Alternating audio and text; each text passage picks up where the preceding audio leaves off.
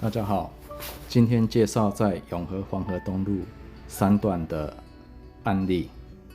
这一栋大楼是13层楼的3楼，那产生了异音。那今天的解决经过。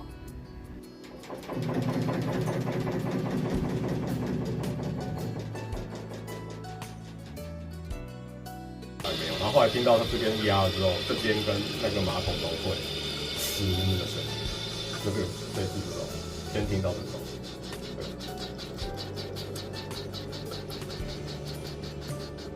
然后久了之后就变震到外面去。这处理后的情形。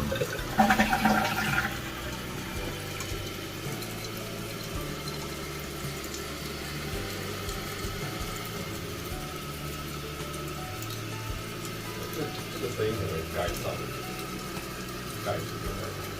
对啊，这进水的声音。你的流速快啊，水压强。